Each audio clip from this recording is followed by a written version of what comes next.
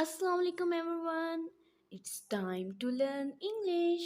So welcome to the Appraiser English Educational Academy. In this video, you will learn about The Silver Lining, a story by चमन नहाल.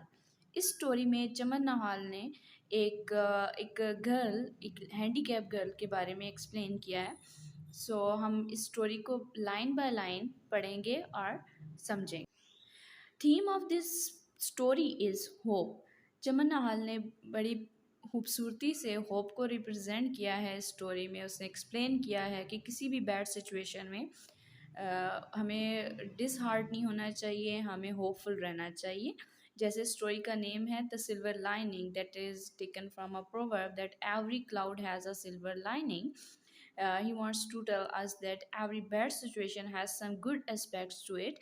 कि कोई भी मुश्किल हालात हों तो कोई ना कोई गुड एस्पेक्ट होता है जिसके बारे में हमें सोचते रहना चाहिए और हमें होपफुल रहना चाहिए, हमें पुरुमीद रहना चाहिए और हमें डिसहार्ट नहीं होना चाहिए. In fact he is giving us the lesson that we should be hopeful in every situation. So this story begins with the little bit introduction. It's difficult to assess the range and quality of human emotion. Chaman Nahal is trying to tell us that it is very difficult to measure the human emotion. कि हमें human emotions को सिर्फ facial expression से जज नहीं कर सकते, उनको मेजर करना बहुत मुश्किल होता है.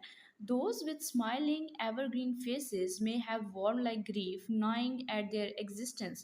And he is telling us कि जो smiling faces होते हैं या evergreen faces होते हैं, he is using the metaphor and the simile here in this line. He is telling कि जो स्माइलिंग और एवरग्रीन फेसेस होते हैं मे बी उनकी लाइफ में वार्म लाइक ग्रीफ्स हों, वार्म लाइक नोइंग्स हों, वरीज हों उनकी एग्जिस्टेंस में. And a dull idiotic looking person may be blissfully happy. और जिसका फेस बिल्कुल डल लग रहा हो, वो इडियटिक लुकिंग पर्सन लग रहा हो लेकिन वो अंदर से हैप्पी हो, ब्लिसफुली हैप्पी हो. मतलब हम ये नहीं कह सकते जो जिनके फेस स्माइलिंग फेसेस हैं वो हो सकता है कि उनके लाइफ में बहुत सारे ग्रीफ्स हों, और ये भी हो सकता है कि जो डल है वो उनकी लाइफ बहुत हैप्पी हो, और इसके ऑपोजिट भी हो सकता है. वी कैन नॉट जज it. Life is a strange, humdrum affair. Humdrum is dull. So he is telling that life is a strange affair, humdrum affair, where even a few moments of peace snatched should probably be gratefully acknowledged. और यहाँ पे Chaman Nahal is trying to give us a lesson that क्योंकि ये life बहुत डल हमड्रम affair है, तो हमें अगर कहीं पे कुछ मोमेंट ऑफ पीस भी अगर मिल जाते हैं और हम उन्हें स्नैच कर लेते हैं और हम उन्हें निकाल सकते हैं अगर हम उससे किसी भी लाइफ में से, तो वो उसको ग्रेटफुली एक्नॉलेज करना चाहिए. मतलब कि हमें जो पीसफुल मोमेंट्स हैं, जो हैप्पीनेस के मोमेंट्स हैं, उनको वेस्ट नहीं करना चाहिए बल्कि उनको enjoy करना चाहिए. So here in this first paragraph he has used different figurative language to tell or to express his idea.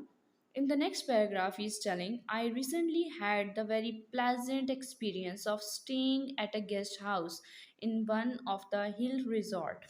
सो यहाँ से वो अपनी स्टोरी बिगिन करता है और वो एक्सप्लेन कर रहा है कि उसको एक एक्सपीरियंस हुआ, जो अपनी स्टोरी एक्सप्लेन कर रहा है कि वो किसी एक गेस्ट हाउस में रुका था जो हिल रिजॉर्ट था.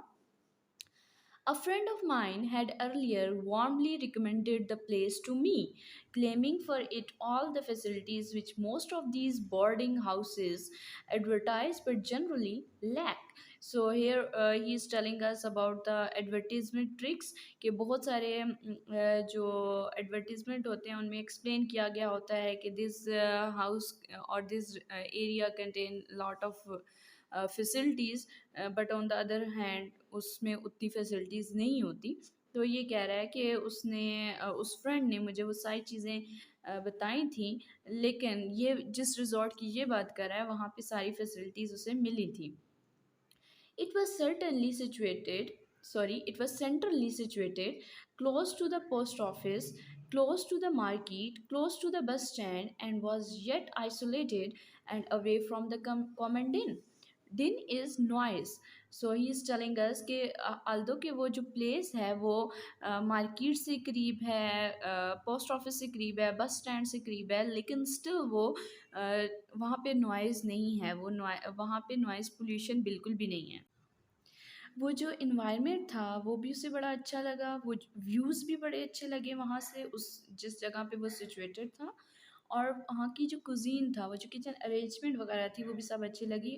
ऑन टॉप ऑफ इट उसे वहाँ के जो होस्ट और होस्टेस थे वो भी बहुत ज़्यादा अच्छे लगे, बिकॉज़ ऑफ देयर सिंसियरिटी, और वो बहुत ज़्यादा वेलकमिंग थे।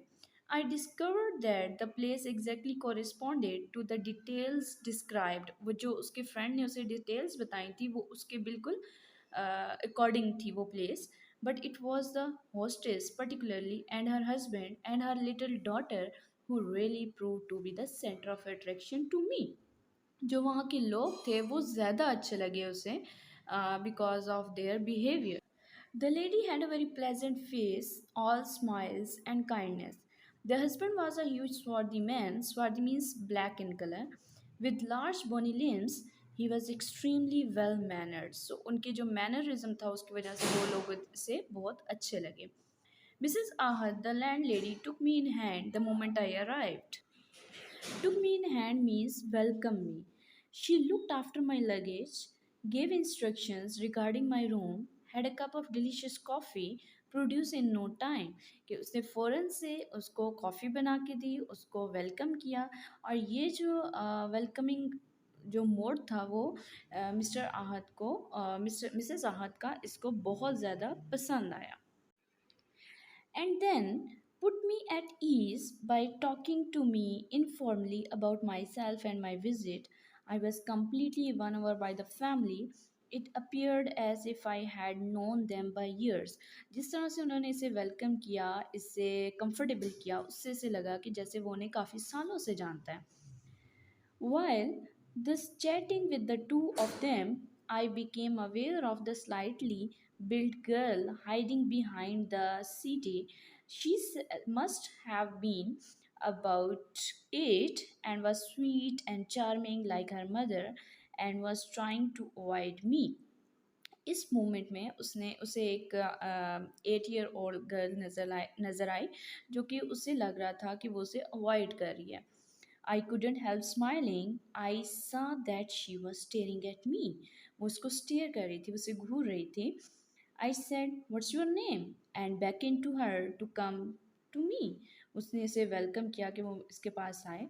The girl became immediately self-conscious, shook her head and stood where she was. So उसने इसके पास आने से इनकार कर दिया और वो जहाँ खड़ी थी वहीं खड़ी रही। I called once more. Hello, come here, dear. She blushed and again shook her head. After a second, she ran out. I thought I saw tears in her eyes. इसको उसकी आंखों में आंसू नज़र आए उस बच्ची की आंखों में, और ये उसके लिए बहुत हैरान कुन था कि क्यों वो रो रही थी। I suddenly became aware of an awkward pause in the room and turning to look at the Ahads. इसने फिर मिस्टर और मिसेस आहद की तरफ देखा तो एक awkward pause था, एक अजीब सा pause था, उनकी conversation stop हो गई थी। I discovered that both of them were frowning, a painful look on their faces. Mr. Ahad said apologetically, "I'm sorry, Mr. Nadeem. You see, our daughter cannot hear anything nor speak. That's why she didn't come to you." So mister Ahad ने apologise किया mister Nadeem से कि और explain किया कि उनकी जो daughter है शी इज़ डेफ एंड डम, इस वजह से वो उनके पास नहीं आई। I gasped and muttering something about being sorry. So इस मोमेंट पे मिस्टर नदीम भी अजीब सी कंडीशन में था और he was also in a moment of shock, और वो सोच रहा था कि वो सॉरी करे। I became confuse and didn't know what more to say, for I was feeling ashamed at my forwardness with a child who was obviously not in a position to respond to my approaches of friendship. So mister Nadeem को अपनी गलती की realisation हुई कि उसको इस तरह से एकदम से उसको नहीं बुलाना चाहिए था गर्ल को, जो कि वो इस कंडीशन में नहीं थी कि वो फ्रेंडशिप कर सकती। I vaguely felt I had wronged her and her parents, तो उसको महसूस हुआ कि उसने उस बच्ची के साथ भी गलत किया और उसके पेरेंट्स के साथ भी। It didn't take me long to see that this was a situation the poor parents had to put up with almost daily. For every day, one or two guests left and new one came along, and at the very first meeting or soon afterward, they would run into the child, be fascinated by the charm. So यहाँ पे इसको realisation हुई कि इनको हमेशा ही इस बच्ची को ये सिचुएशन फेस करनी होती होगी, क्योंकि वो गेस्ट हाउस में रहती है और बहुत सारे गेस्ट हमेशा या डेली 2 और 3 गेस्ट आते हैं, या न्यू जो पुराने हैं वो जाते हैं। तो जो न्यू वन है वो हमेशा उससे अट्रैक्ट होते होंगे, फ़ैसिनेट होते होंगे उसकी ब्यूटी से या उसकी इनोसेंस से, तो वो उससे बात करने की कोशिश करते होंगे और फिर उसके अल्टीमेटली उसको भी, उस बच्ची को भी ये सिचुएशन फ़ेस करनी पड़ती होगी और उसके पेरेंट्स भी हमेशा इस कंडीशन से गुज़रते होंगे। ओके, नेक्स्ट वीडियो में हम इसको रीड आउट करेंगे वो किस तरह से वो उनको हेल्प करने की कोशिश करता है और किस तरह से कंसोल करता है उन्हें।